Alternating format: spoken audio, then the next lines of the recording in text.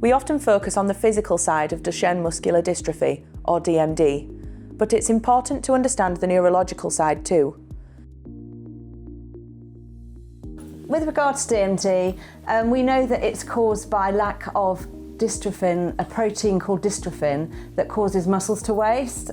And this protein dystrophin is also present in the brain, so we do find quite a high risk of neurodivergence in DMD. So this means that people with DMD can often struggle in certain areas. For example, they might struggle with communicating with people because there is a high risk of people with DMD having an autistic diagnosis. They might struggle with organising themselves because there is a high risk of executive function difficulties, which means organising, and they might struggle with working memory and remembering to do things. They might also struggle with social and emotional issues because there's a high risk of anxiety, and they might also have like heightened sensory needs. So these are things that can really affect people with DMD, and this is something that PAs need to be aware of, wouldn't you say, Saul? Yeah, definitely. Organisation and memory support. Cognitive fatigue is real. To support this, we need to externalise memory. This means relying on systems, not just brain power. So what do you think works for those things like working memory and processing? Writing stuff down on like paper or notes on your phone. Notes on your phone, or yeah. calendar reminders for you to do things.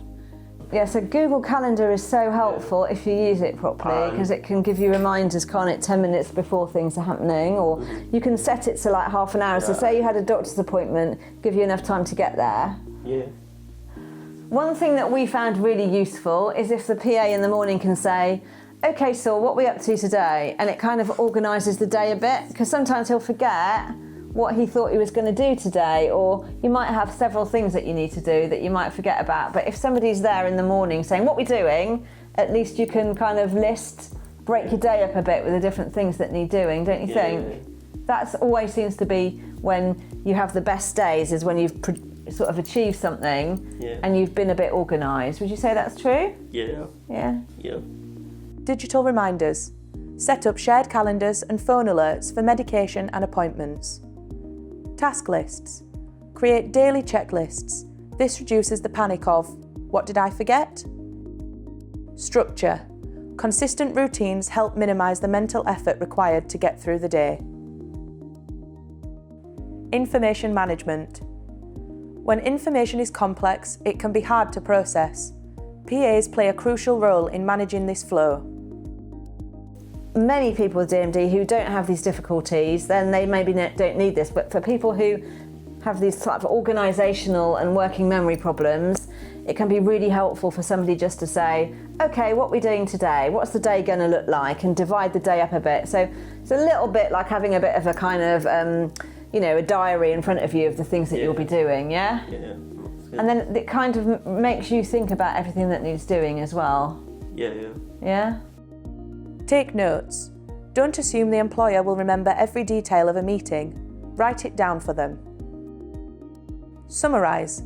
Start the day by reviewing the plan. Asking, what are we doing today? Helps organise the day mentally. File organisation. Keep clear records so information is easy to retrieve later. Decision support.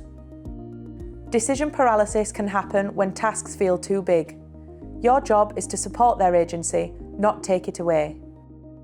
So they could help you then to lessen your anxiety about these things by being proactive and asking you, is there anything you're anxious about? Is there anything I can support you with, maybe? Yeah.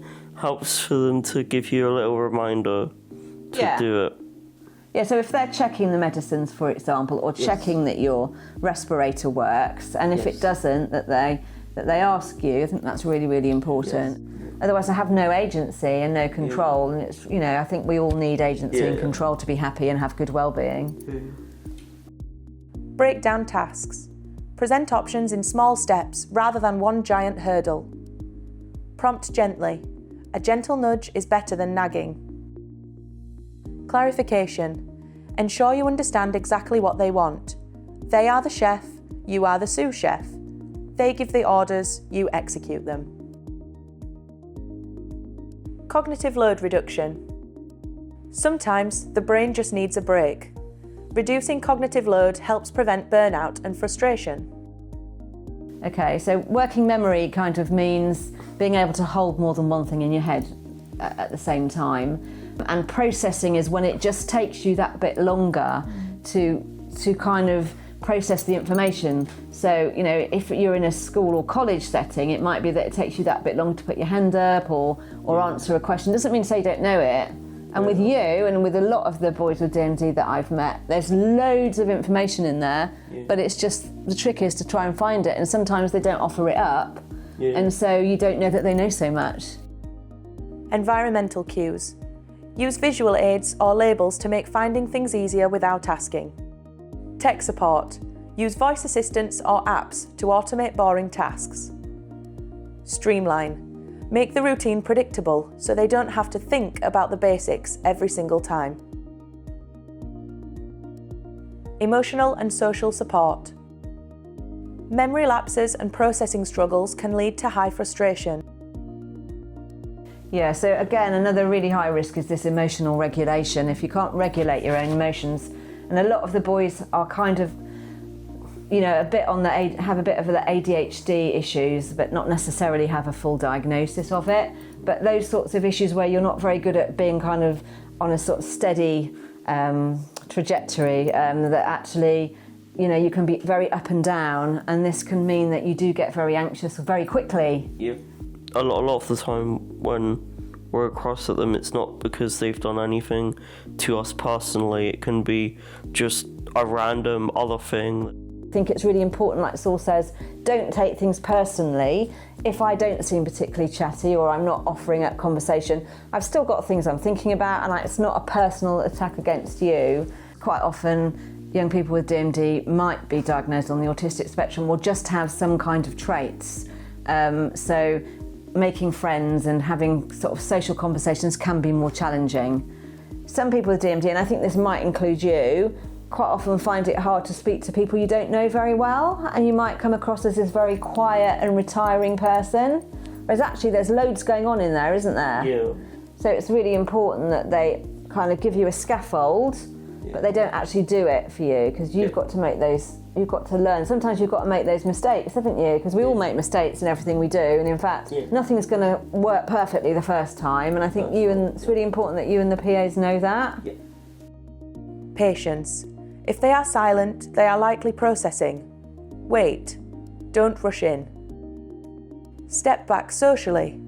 Scaffold their social life, but don't take it over. Let them speak to their friends, even if it takes a moment. Collaborate. If they get angry, give them space to regulate. It isn't personal. Team coordination. Consistency is the key to cognitive support. If every PA does things differently, the mental load doubles. Shared systems. Everyone should use the same calendar and task list. Clear handovers. Don't make the employer repeat their preferences to every new person. Consistency. A stable routine creates a safe, low-stress environment where independence can thrive. Supporting memory and cognition isn't about doing everything for the person. It's about building a scaffold, a structure that allows them to climb, make decisions, and live independently. By using these 6 strategies, you reduce the noise and stress, allowing the person you support to focus on living their life.